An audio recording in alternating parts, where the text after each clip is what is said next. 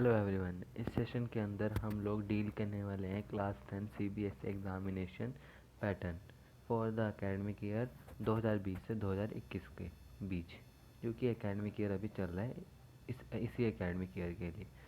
तो हम इस सेशन के अंदर हम साइंस सब्जेक्ट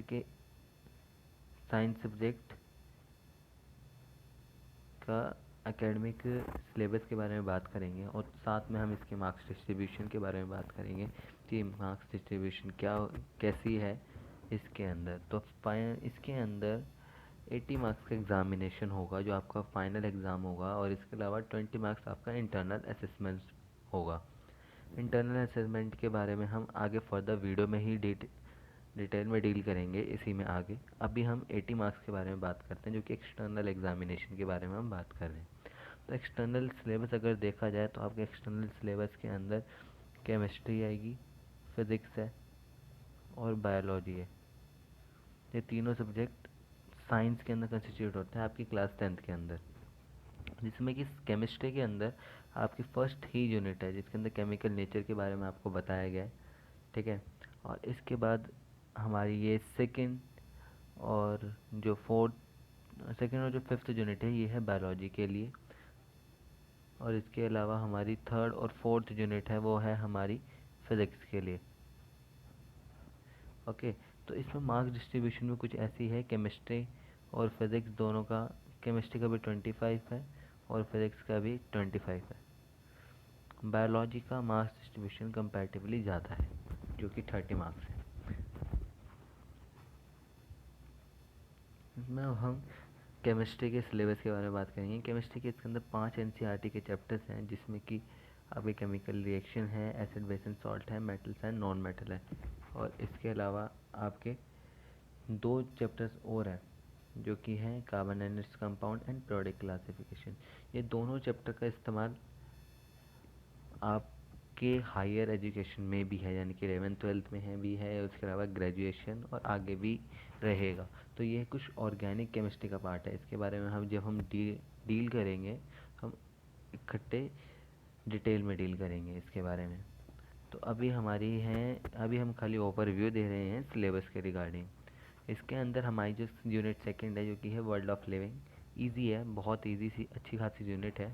इसमें कि हम हमारी बॉडी के बारे में थोड़ा डिटेल में डील करेंगे, ठीक है। थोड़ा रिप्रोडक्शन चैप्टर है, हेरिडिटी एंड एवोल्यूशन है कि एवोल्यूशन किस प्रकार हुआ वगैरह सब कुछ हम इसके बारे में बात करेंगे। Life processes, control and coordination, ये 4 इसके अंदर चैप्टर्स हैं।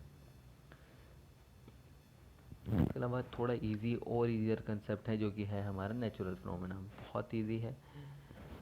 और सॉरी, ये नेचुरल फिनोमेना ये आपका फिज़िक्स वाला है। हाँ, जैस फिज़िक्स का नेचुरल फिनोमेना ये भी इजी है। फिज़िक्स में जब हम पढ़ेंगे तो ये बहुत इजी है ये भी। इसके अंदर रिफ्लेक्शन वाला पार्ट है और रिफ्रैक्शन वाला पार्ट है। तो जो रिफ्लेक्शन वाला पार्ट है, रिफ्लेक्शन के अंदर हम बस मिरर हो गया या लेंस हो गया इनके बारे में बात करेंगे। तो रिफ्लेक्शन में भी कुछ इसी तरीके से हम बात करेंगे।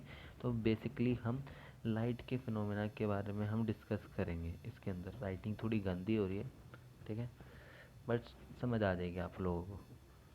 अब इसके बाद बात करते हैं हमारा इफ़ेक्ट ऑफ करंट। ये भी आपका फिज़िक्स का पार्ट है, ये हम पहले डील करेंगे इसके साथ, क्योंकि ये हम फर्स्ट टर्म एग्ज़ामिनेशन में भी आता है हमारे, मतलब कि आप लोगों के क्लास 10th में। और ये मैग्नेटिक इफ़ेक्ट ऑफ करंट, जो कि हम करंट से हम इलेक्ट्रिसिटी प्रोड्यूस करना सीखेंगे। करंट से हम मैग्नेटिक इफ़ेक्ट प्रोड्यूस करना स्टार्ट करेंगे और सीखेंगे। और ये हमारा जिस यूनिट के बारे में बात कर रहा था कुछ समय पहले, वो यही है नेचुरल रिसोर्सेज, यानी कि हमारी सबसे ईजिएस्ट यूनिट कह सकते हो आप पूरी क्लास 10th की, जो कि है वो यही है, जिसमें कि सोर्सेज ऑफ एनर्जी है, अवर एनवायरनमेंट है, मैनेजमेंट ऑफ नेचुरल रिसोर्सेज है। अब जो हमने हॉल प्रेजेंटेशन के अंदर अब तक जो डील करा है उसके बारे में थोड़ा सा ओवरव्यू है। जिसमें फिज़िक्स, केमिस्ट्री, बायोलॉजी के आपके 3 सब्जेक्ट में डिवाइड कर रखा है साइंस को। Physics 25, chemistry 25 and biology that is 30। तो हमारी बायोलॉजी की वेटेज कंपैरेटिवली 5 मार्क्स ज़्यादा है। और इसके अंदर आपका 20 80 की रेशियो में बांटा गया है। 80 आपका थ्योरी है और 20 आपका इंटरनल असेसमेंट है। इंटरनल असेसमेंट की अगर बात करी जाए तो इंटरनल असेसमेंट आपको 3 पार्ट्स में बांटा हुआ है, यानी कि आपका पहला जिसमें कि आप प्रोडक्ट टेस्ट जो भी आप देते हैं वो product test basically first term examination को भी प्रोडक्ट में ही कंसिडर कर लिया जाता है, तो उसके भी कुछ +5 मार्क्स कर रखे हैं उन्होंने, यानी कि 10 मार्क्स। और सब्जेक्ट एनरिचमेंट है जिसमें कि आपका प्रैक्टिकल वर्क आता है और पोर्टफोलियो, एकेडमिक ईयर के दौरान आपने क्या क्या करा, क्या क्या आपने प्रोजेक्ट्स करे हैं या एक्टिविटीज़ बनाई हैं, उन सब के बारे में पूरा आपका रिकॉर्ड जो होगा उन्हीं के बेसिस में आपको नंबर दिए जाएंगे। तो ये बेसिकली आपका स्कूल से रिकॉर्ड भेजा जाता है सीबीएसई की तरफ। और इसके अलावा आपको साथ में आपको इसमें इन्होंने टाइप्स ऑफ क्वेश्चन भी दे रखे हैं कि वैल्यू बेस्ड हैं या आपके शॉर्ट आंसर टाइप क्वेश्चन हैं या फिर लॉन्ग आंसर टाइप क्वेश्चन हैं, और क्वेश्चन के टाइप्स और परसेंटेज ऊपर भी दे रखी है। अब इसके बाद बात करते हैं हमारी सजेशन बुक की। तो सजेशन बुक यहाँ पे class 10th NCERT book enough. इसके अलावा अगर आपको अपनी और फर्दर प्रैक्टिस करनी है तो आप कोई सी भी बुक ले सकते हैं, आप उससे प्रैक्टिस कर सकते हैं। And last, thanks for watching.